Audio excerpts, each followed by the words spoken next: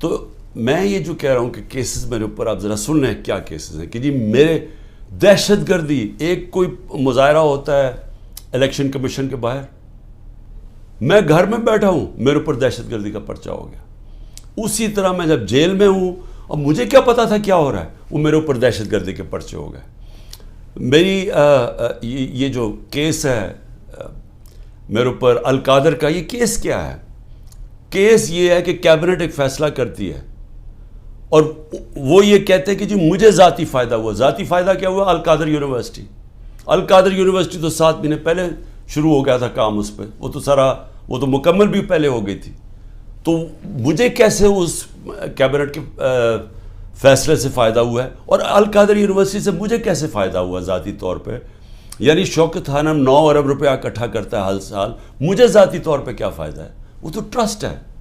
اور اسی طرح کبھی کسی نے یہ نہیں پوچھا کہ جو انگلینڈ کے اندر جو این سی اے کی ڈیل تھی ملک ریاض کی، جو 190 ملین پاؤنڈ آیا تھا یہاں ملک ریاض کا، کسی نے نہیں پوچھا کہ اس کے اندر سے 18 ارب تو اس نے دیا تھا حسن نواز کو اس کا گھر خریدنے کے لیے۔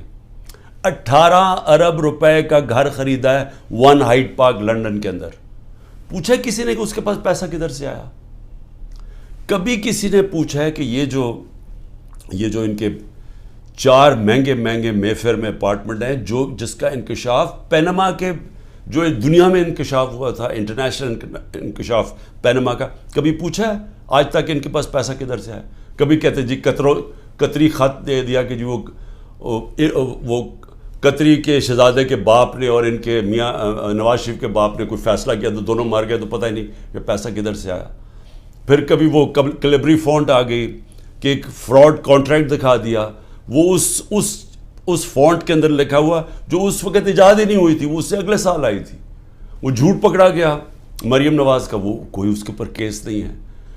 کبھی کسی نے یہ نہیں پوچھا کہ وہ جو چودھری شوگر مل کا 80 کروڑ روپیہ دکھایا تھا کہ جی کسی دبئی کے بزنس مین نے بھیجا ہے، وہ دبئی کے بزنس مین نے نیب کے اندر لکھ کے دیا کہ میں نے پیسہ نہیں بھجوایا۔ تو یہ سارا منی لانڈرنگ کوئی انہوں پوچھتا نہیں ہے۔ میرے اوپر ڈالا ہوا ہے توشہ خانہ کا۔ توشہ خانہ میں ذرا پہلے یہ تو پوچھیں کہ آصف زرداری نے 3 گاڑیاں لی توشہ خانہ سے، نواز شریف نے ایک، مریم نواز نے ایک، جو کہ توشہ خانہ میں نے ڈکلیئر کی۔ گاڑی لینا غیر قانونی چیز ہے، گاڑی نہیں نکال سکتے آپ، کوئی پوچھ نہیں رہا ان کو۔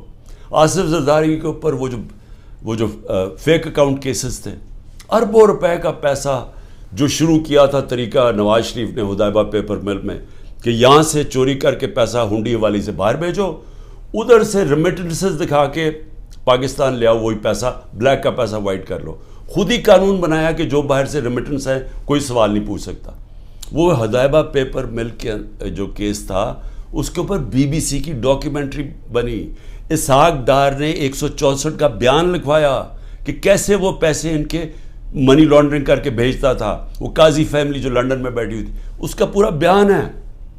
تو وہی طریقہ سارا ابھی تک، وہ شہباز شریف کا جو ہمارے دور میں پکڑا گیا، ایک ہی تو ہمارے دور میں ہوا تھا شہباز شریف کا جو کیس، وہی شہباز شریف کے کیسز کہ یہاں سے 8 ارب روپیہ اس کے جو منگوایا وہ فیک اکاؤنٹ سے سارے، کوئی پاپڑ والا، چینی والا، زرداری کا بھی وہی تھا۔